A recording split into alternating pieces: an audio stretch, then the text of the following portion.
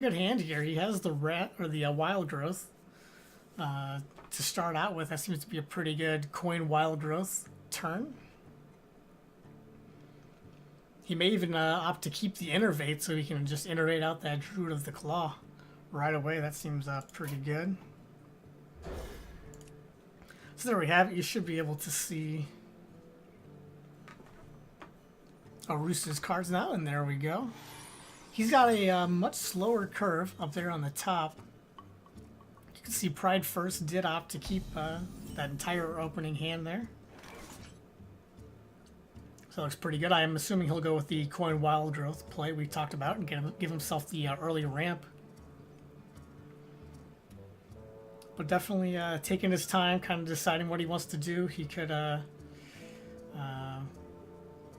well, there's not a great play to coin innervate. Sometimes you'll see players coin innervate out the shredder if they have that, but doing that same technique for a Keeper of the Grove doesn't seem too great. So I'm expecting the coin wild growth here. Hopefully he's just contemplating and we don't have a spectator bug here right off the bat. Okay, there we go. He's just debating on what his options were. If you wanted to get this wild growth out, usually a pretty good start. You want to get that ramp out earlier so you can start dropping those big bombs earlier than your opponent. Most notably the Ancient of Lore that you can see Arusu has. So if he can get some early game ramp, then that would be really good for him. Otherwise, he's going to have to come back on board later on, just kind of stall out until he's able to get those big drops down. So now Pride First has the Innervate Druid of the Claw, and not much debate over that one. He set that up probably on turn 2, as we saw. He was all ready for it. So now Arusu just has the, looks like he might just Wrath for 1 here. He does have the Innervate, which can help him out if he's able to pick up something to play here in the next couple of turns. On turn 5, he can innervate out probably the Ancient of Lore at that time and kind of draw into some more of his lower cost stuff, so he's not just stuck with those huge bombs there. Fortunately for him, though, Pride First kind of had to hit a rough spot in his curve as well, so he wasn't able to load up the board as much as he would have liked. The Elise coming out here, that was a good pickup for Arusu here on turn 4. Finally got something he could play without having to like innervate out the Azure Drake and float a mana there on that turn. Now I'm assuming we'll see the Paladin Shredder come out here. He could even Wrath the Elise for 1 to draw a card and start off with that. That seems pretty good, and set up the trade from the Druid of the Claw. Seems like a viable option. He's debating with the Keeper of the Grove. He could use that same technique to kill it if he wants to. So he might have been debating on the Keeper of the Grove, deal 2 damage to Elise, and then use the Wrath for 3 to kill it, and keep his Druid of the Claw at 5 health. The attack to the face there kind of signifies that he will not be using that minion to trade into Elise. I must safeguard the land. So he's just going to take the Keeper of the Grove, Wrath play. Definitely a viable option. And now Arusu, finally, he's got the Innervate into Ancient of Lore play that we talked about earlier. So that seems pretty okay. The trades are a little bit awkward for Pride First, if he were to do that. Not super clean. Oh, he's going to go with the Ancient of War instead. Kind of slow this out and make the trades even more awkward, because one trade that Pride First would have had was the Druid of the Claw, and then Hero Power would have dealt with the Ancient of Lore if you wanted to. So this, having seen a Keeper of the Grove already used, Arusu probably feels pretty safe dropping this Ancient of War here without it being silenced. So the odds that Pride First has another one is a little less likely to be in hand already. So now we see that Wrath here. It's not super great unless he wants to trade off his entire board. He can start with the Wrath for 1 just to kind of see what he draws into. If he picks up a 5-drop, he could throw that bad boy down. Otherwise, he's got the Piloted Shredder, which is not a bad consolation prize if he doesn't draw into anything. Might be debating on the Force of Nature. You could use Force of Nature along with the Druid of the Claw to clear that up. Get it out of the way. That looks pretty good as well.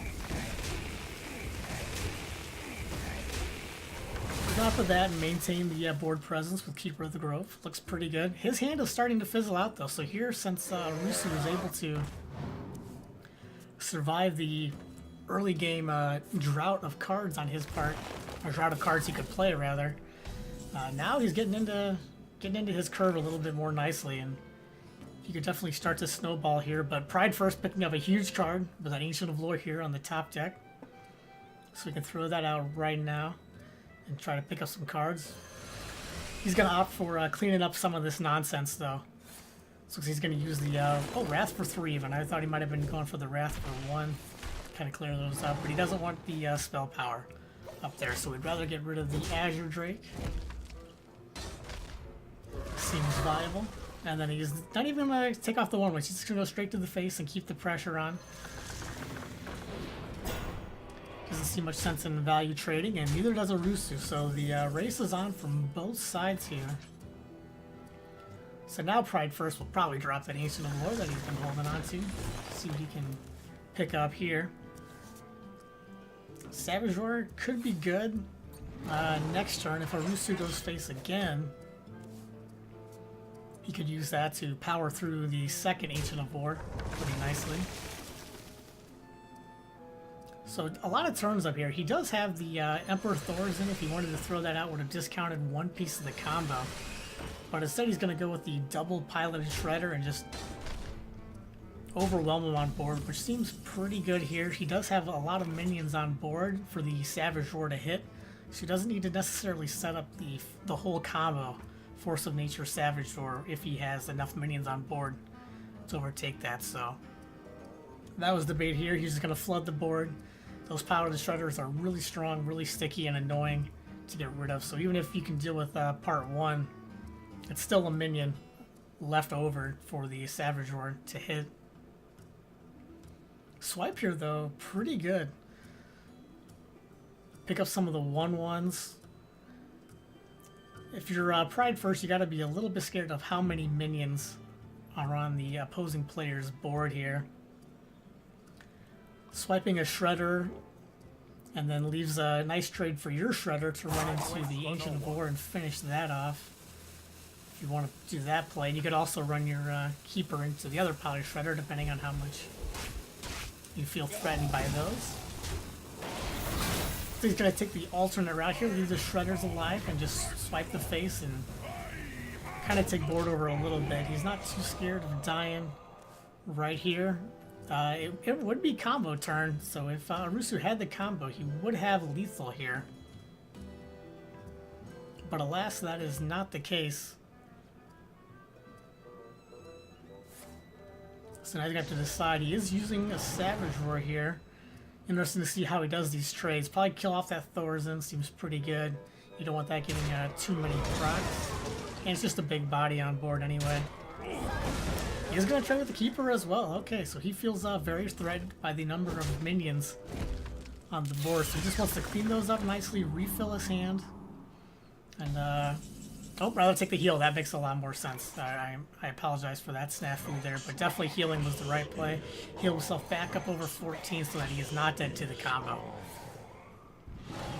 So he's kind of got a reflex there. Generally, you use that to draw, but definitely not in this case. You want to make sure you stay out of that 14 is the magic number to die to combo. Dr. Boom seems pretty good. I don't see why not. You can't really play around combo here. There's no way for you to deal with those shades. So if Pride First is able to pick up the Force of Nature, he will have lethal. He might even have lethal with the Druid of the Claw. Didn't quite do the math here, but that might be enough. I believe it would be. Is double Savage Roar enough? So that would be 6 plus 6 plus 6. So that looks good enough to me. It looks like a lot of 18 damage. So there we go. Seems lethal, so Pride first is going to go ahead and take game 1 on the back of a double Savage Roar. So congrats to him in game 1. His Druid, well, since his Conquest, as we talked about before, is now locked out, so he'll have to switch to either the Warlock or Warrior. Rusu can still bring the Druid, or he can switch to his Warlock or Priest, all are fair game. So we'll give them a moment to set up. I'll see what they want to go with here. Getting a win with your Druid out of the way is nice, because that's usually like your, for most people, it's like their comfort class. You kind of expect to get a win with Druid, so getting it out of the way kind of helps you settle your nerves and just kind of relax into the tournament and get off to a nice start there. Whereas on the other side, you don't feel too comfortable losing to a Druid, so it's not like the worst beat ever. So Rusu will definitely rebound just fine, I'm sure. I don't think he's too fluttered by that loss here. Again, he's probably confident in his Druid as well, so it'll probably get a win here coming up if he wants.